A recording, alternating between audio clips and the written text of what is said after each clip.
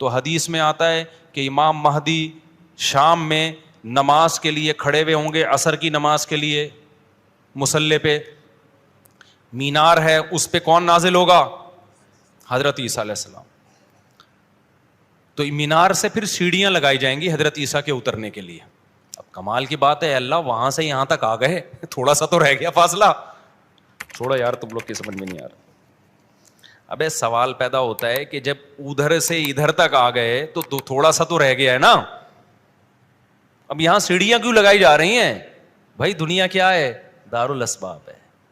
ادھر سیڑھیوں سے جانا ممکن نہیں تھا، وہ اللہ اپنی قدرت سے ہی لے گیا. یہ دنیا دارالاسباب ہے، یہاں پہ کیا لگیں گی؟ سیڑھیاں لگیں گی. وہاں سے نیچے اتریں گے، اتنے بڑے بڑے بال ہوں گے جن سے پانی بہہ رہا ہوگا. کیونکہ حضرت عیسیٰ علیہ السلام کو جب سولی پہ لٹکایا جا رہا تھا اس وقت آپ نے غسل کیا تھا، تو اللہ نے ان کی شکل کا کوئی آدمی کر دیا اور عیسیٰ ابن مریم کو آسمانوں پہ اسی حال میں اٹھا لی. اور قرب قیامت میں جب نازل ہوں گے تو عصابۃ تغزو مع عیسیٰ ابن مریم، نبی نے فرمایا میری اس امت کے لیے جنت کی ضمانت ہے جو عیسیٰ ابن مریم کے ساتھ مل کے جہاد کرے گی. حضرت عیسیٰ نے آتے ہی کیا کرنا ہے؟ جہاد کرنا ہے. تو اور پھر ایسا جہاد ہوگا اما الاسلام و اما السیف، یا تو اسلام ہے یا تلوار ہے، بیچ کا کوئی راستہ نہیں ہے. اور تقاتلون الیہود، سب سے پہلے لڑائی کس سے ہوگی؟ یہود سے ہوگی، عیسیٰ ابن مریم کی. کیونکہ یہود نے آپ کو قتل کرنے کی کوشش کی تھی، تو اللہ تعالیٰ عیسیٰ ابن مریم ہی کے ذریعے ان سے انتقام لیں گے. خیر، اب ایسا نہ ہو کل وہ امام مہدی آ جائے. آج کل مارکیٹ میں امام مہدی کے نام پہ منجن ہر تھوڑے دن میں کوئی مہدی. میرے والد صاحب ایک واقعہ بتایا کرتے تھے، ہماری محلے کی مسجد میں نا ایک آدمی بہت نیک تھا، عبادت کرتے کرتے نا اس کی کھوپڑی گھوم گئی اوپر سے. بعض لوگ بہت زیادہ عبادت کرتے ہیں، دماغ خشک ہو جاتا ہے، خوراک ہوتی نہیں ہے، ہنسی مزاح کی کوئی بات ہی نہیں ہوتی، تو اوپر سے سیٹنگ کیا ہو جاتی ہے؟ آؤٹ. تو اس کی سیٹنگ آؤٹ ہو گئی. برا نہیں تھا وہ، میرے والد صاحب کے پاس آیا، کہنے لگا، میرے والد صاحب کو لوگ حافظ صاحب کہتے تھے، حافظ صاحب ایک بات آپ سے کرنا چاہتا ہوں، آپ ذرا نیک آدمی لگ رہے ہیں، صرف آپ سے کروں گا، کسی اور سے نہیں. والد صاحب نے کہا کیا؟ کہتے ہیں مجھے نا کچھ الہامات ہو رہے ہیں کہ امام مہدی میں ہی ہوں. والد صاحب ہمیں یہ واقعہ سنا رہے تھے، کہتے ہیں کہ میں نے اس سے کہا کہ بس مجھے بتا دیا، میرے علاوہ کسی کو قطعاً نہیں بتانا، ورنہ حالات کا میں ذمہ دار، کوئی بھی پیل دے گا. صحیح ہے نا؟ تو بس یہ مجھے بتا دیا نا، بس یہ ہم دونوں کے راز کی بات ہے اور اللہ کو پتہ ہے، کسی تیسرے کو بتانے کی بالکل بھی ضرورت نہیں. پھر والد صاحب نے اس کو بولا بھائی تو تھوڑا سا وظائف نا کم کر دے، تھوڑا سا نارمل لائف میں آ جائے، انسان کا بچہ بن جا، تیری کھوپڑی کیا ہو رہی ہے سیٹنگ آؤٹ. تو بہت سے امام مہدی اس چکر میں بنے ہیں، ہوتے نہیں ہیں. تو جب امام مہدی نے آنا ہوگا نا تو سب سے پہلی بات یہ کہ وہ مہدی ہونے کا دعویٰ نہیں کریں گے، ان کو لوگ کہیں گے کہ آپ مہدی ہیں. ان میں علامتیں دیکھ کے علماء ان سے خود کہیں گے، سارے پیچھے پڑ جائیں گے کہ آپ مہدی ہو. سمجھتے ہو کہ نہیں سمجھتے ہو؟ تو جو خود سے مہدی ہونے کا دعویٰ کرے وہ تو مہدی ہو ہی نہیں سکتا. اور جب امام مہدی ہوں گے تو عیسیٰ ابن مریم نازل ہوں گے. جس کے دور میں عیسیٰ نازل نہیں ہو رہے اس کا مطلب وہ مہدی ہے ہی نہیں. تو حدیث میں آتا ہے حضرت مہدی مصلی پہ کھڑے ہوں گے تو حضرت عیسیٰ علیہ السلام آئیں گے تو وہ حضرت مہدی ان کو مصلی پہ آگے کریں گے کہ آپ نماز پڑھائیں. لیکن حضرت عیسیٰ علیہ السلام کس کے حوالے کریں گے مصلی؟ کہ یہ نماز آپ ہی پڑھائیں گے. کیوں؟ مجھے اللہ نے نماز پڑھانے کے لیے نہیں، مجھے کس کے لیے بھیجا ہے؟ جہاد کرنے کے لیے بھیجا ہے. میں تلوار لے کے لڑائی کروں گا، یاجوج ماجوج کو قتل کریں گے. اب یاجوج ماجوج کہاں ہیں اس کے بارے میں کوئی صحیح بات ہمارے علم میں نہیں ہے. ویسے بھی اگر ہمیں پتہ چل جائے کہاں ہیں تو وہ دریافت ہو جائیں گے نا. اور قرآن کہتا ہے قرب قیامت سے پہلے وہ دریافت بولو نہیں ہو سکتے. تو اللہ نے چھپا دیا ہے ان کو. جب چھپا دیا ہے تو چھپایا ہے اس لیے کہ پہلے نہ پتہ چلے کدھر ہے. کچھ لوگ کہتے ہیں یہ چائنیز ہیں، کوئی بھروسہ نہیں ہے ویسے لگتا ہے کہ شاید ہوں، کیونکہ وہ جو ذوالقرنین نے دیوار بنائی تھی نا سیسا پلائی ہوئی اور پہاڑوں کے پیچھے دھکیل دیا تھا اور پھر بڑی تعداد ہو گئی ان کی، حدیث سے پتہ چلتا ہے شاید وہ، لیکن بہرحال کوئی یقینی بات نہیں ہے. تو یاجوج ماجوج ایک بڑی طاقتور قوم ہوگی جس کو حضرت ذوالقرنین نے سورہ کہف میں اس کا بھی تذکرہ ہے، پہاڑوں کو بند کر کے ان کو دھکیل دیا، کہیں چھپا دیا ان کو. تو قرب قیامت میں وہ نکلیں گے اور پھر دنیا میں تباہی مچائیں گے. اور پھر ان کو کون قتل کرے گا؟ حضرت عیسیٰ علیہ السلام. تو وہ ابھی نہیں نکلیں گے، جب نکلیں گے تو ان کا ابھی دریافت بھی نہیں ہو سکتے وہ. باقی وہ کچھ کہتے ہیں مریخ میں، کچھ کہتے ہیں کہاں ہیں، ہمیں نہیں پتہ کہاں ہیں. بہرحال بظاہر تو لگتا ہے زمین میں ہی ہے، کیونکہ ذوالقرنین جو گئے تھے مشرق اور مغرب شمال جنوب کا انہوں نے سفر کیا، اسی زمین میں کیا تھا سفر. تو واللہ اعلم. ہمیں بس اجمالی طور پر ان چیزوں پہ ایمان لانا ضروری ہے. ان کی ڈیٹیل ہمیں بتائی نہیں گئی ہے تو ہمیں ڈیٹیل میں جانے کی اجازت نہیں ہے. باقی قیاس آرائیاں ہوتی ہیں, صحیح بھی ہو سکتی ہیں, غلط بھی ہو سکتی ہیں. دوسرا واقعہ اس میں اللہ نے حضرت موسیٰ علیہ السلام کا بیان کیا, مختصر بیان کر دیتا ہوں. صحیح بخاری میں ہے کہ بنی اسرائیل نے حضرت موسیٰ علیہ السلام سے پوچھا کہ اس وقت دنیا میں سب سے بڑا عالم کون ہے؟ موسیٰ علیہ السلام نے فرمایا میں. کون ہے؟ میں. بات بالکل صحیح تھی, لیکن اللہ کو یہ انداز پسند نہیں آیا, کیونکہ اللہ کو انسان میں پسند نہیں ہے کہ میں یہ ہوں, میں یوں. بال ہوگا نا تکبر سے دماغ خراب ہو جاتا ہے, میں کر کے, میں نے یہ کیا تو میں نے یہ کیا. کھوپڑی ان کی اوپر کی کیا ہو جاتی ہے. ہم جب بچپن میں سوئمنگ سیکھتے تھے نا, تو اب جیسے ہمارے کسی دوست نے کسی کو تھوڑی سی سوئمنگ سکھائی, یوں کر, اب وہ یوں کر رہا ہے نا تو اس کو آ گئی, تو دوسرا بار بار کہہ رہا ہے یہ میں نے بتایا ہے. اب وہ اس کو آ گئی نا, یہاں سے وہاں چلا گیا, کہہ رہا ہے یار دیکھو میں یہاں سے گیا, مفتی مولانا صاحب یہاں سے وہاں نکل آیا. دوسرا کیا کہہ رہا ہے؟ میں نے بتایا تھا. ہر جگہ وہ میں نے بتایا تھا. میں نے کہا بس کر یار, تو نے بتایا تھا ٹھیک ہے, وہ ایک دفعہ ہو گیا نا. تو یہ جو میں ہے نا, میں نے کیا ہے, یہ اللہ کو پسند نہیں.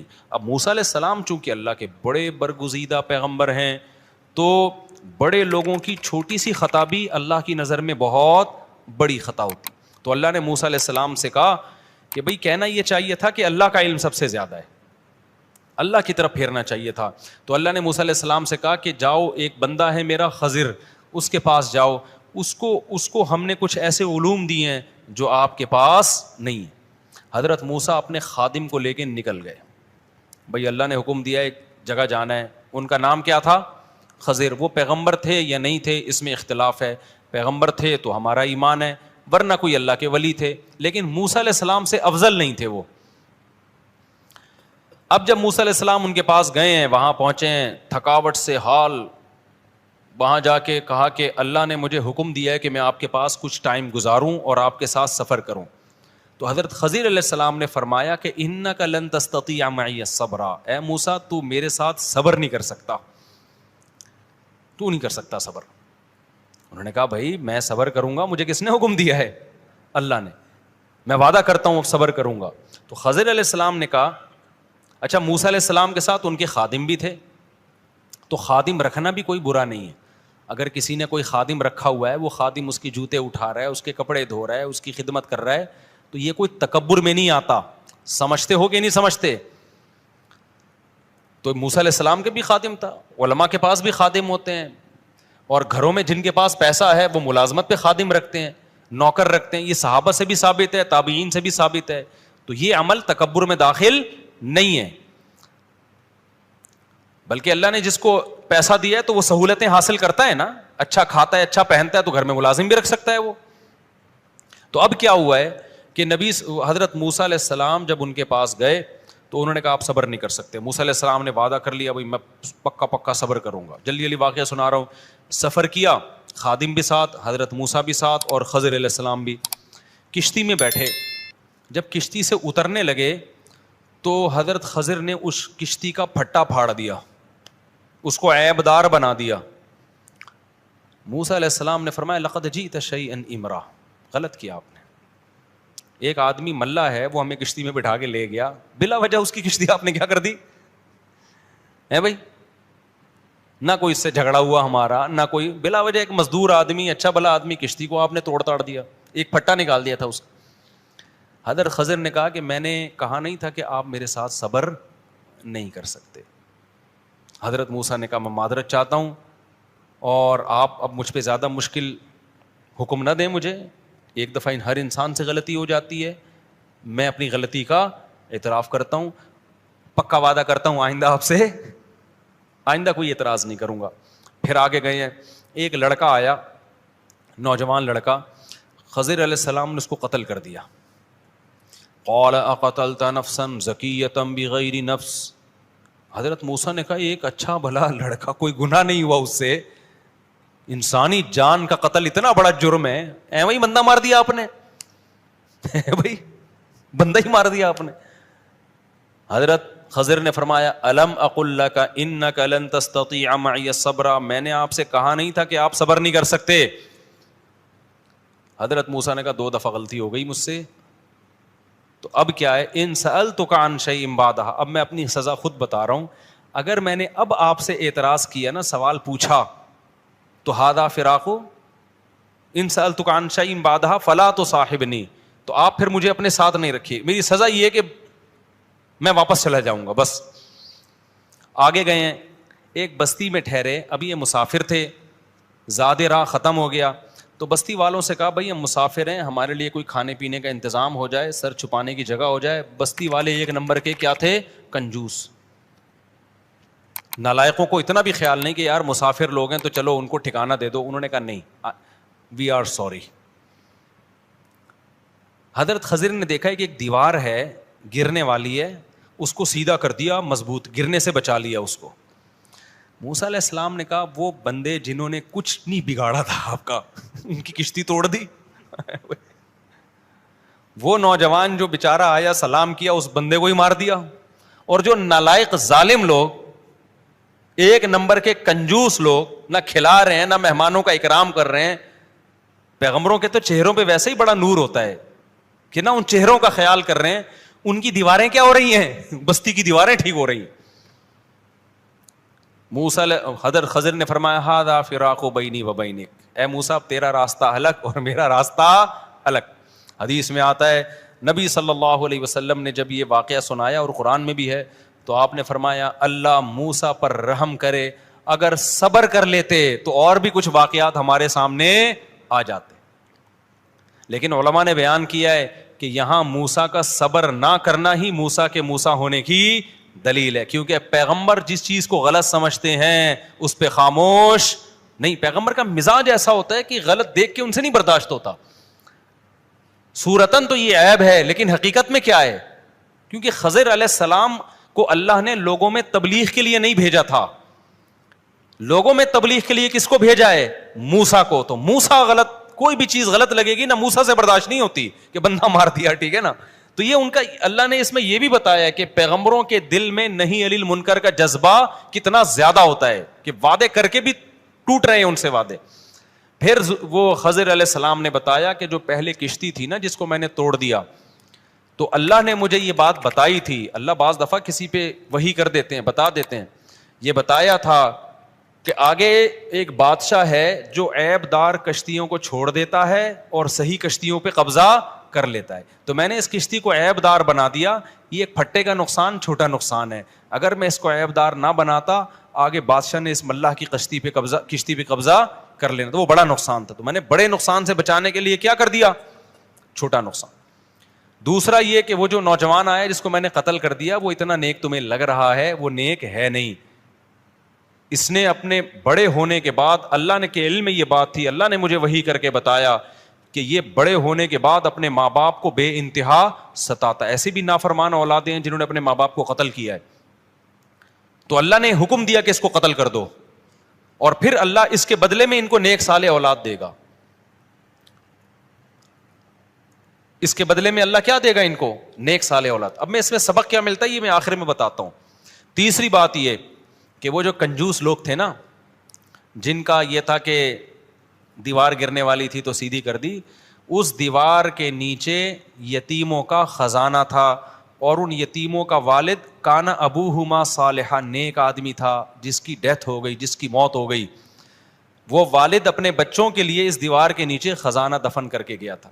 بچوں کو پتا ہے بچے بڑے ہوں گے خزانہ نکال لیں گے, یہ دیوار اگر آٹومیٹیکلی گر جاتی تو قوم خزانہ چوری کر کے کھا جاتی. دیکھنے میں تو لگ رہا ہے اس قوم کو فائدہ پہنچایا, حقیقت میں کیا کیا ہے, نقصان. ان یتیموں کا مال بچایا ہے میں نے.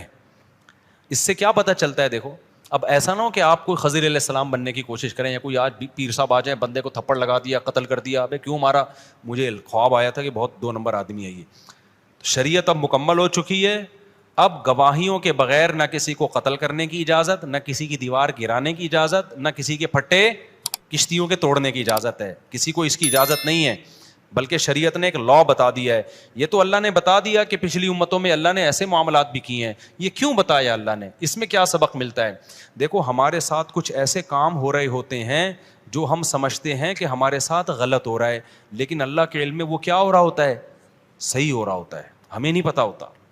تو جس کا اللہ پہ توکل ہوگا نا, اب جیسے جس ملاح کی کشتی حضرت خضر نے توڑ دی, وہ تو کہہ رہا ہوگا یار میری کشتی کا بیڑا غرق کر دیا, نقصان کر دیا, لیکن وہ اللہ پہ توکل کرے تو کیا کہے گا, بھائی اسی میں کیا ہوگی, بس اللہ کی طرف سے کچھ ہو گیا, ٹھیک ہے, ہمیں نہیں پتا کیا ہے لیکن خیر ہے, یہی سوچے گا نا. اب جن ماں باپ کا بچہ مر گیا, قتل ہو گیا, جو بے صبرے ہوں گے وہ تو ساری زندگی روتے رہیں گے, ہمارا اتنا بچہ چلا گیا دنیا سے, ہمارا بچہ مر گیا, ہمارا یہ ہو گیا, یہ ہو گیا. جو صبر کرنے والے ہوں گے وہ کہیں گے بھائی شاید اسی میں اللہ کے علم میں کوئی خیر ہو, ضروری نہیں کہ بچہ بڑا ہو کے نافرمان ہو سکتا ہے کچھ بھی ہو سکتا ہے نا, کچھ بھی ہو سکتا ہے, بعد میں کوئی ایسا حادثہ ہو جائے اس کے ساتھ کہ آپ سے وہ غم برداشت نہ ہو. تو ہمیں اس میں یہ بتایا گیا ہے کہ جو بھی ہو رہا ہے, جو اللہ کے بارے میں اچھا سوچتا ہے تو سمجھو اس کے ساتھ اچھا ہو رہا ہے, جو اللہ کے بارے میں غلط سوچتا ہے تو اس کے ساتھ غلط ہو رہا ہے. حدیث میں آتا ہے اللہ تعالیٰ کہتے ہیں انا عند ظن عبدی بی, میرا بندہ میرے بارے میں جیسا گمان رکھتا ہے میں بھی اس کے ساتھ معاملات ایسے کرتا ہوں.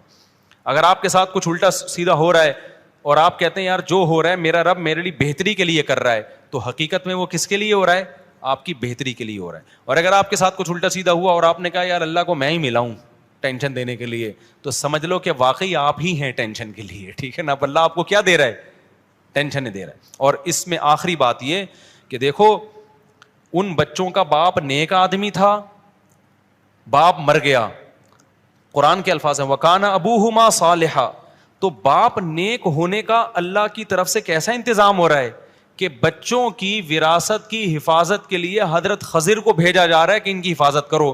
اس سے پتہ چلتا ہے کہ ماں باپ کی نیکیاں, ان کا نیک ہونا اولاد کے بھی کام آتا ہے, اور اللہ اولاد کے لیے غیب سے انتظام کرتا ہے. اب یہ چیز کوئی ٹریس تھوڑی کر سکتا ہے کہ کس وقت کس کے لیے کیا ہو رہا ہے. اس سے پتہ چلتا ہے کہ آپ کی نیکی صرف آپ کے کام نہیں آتی.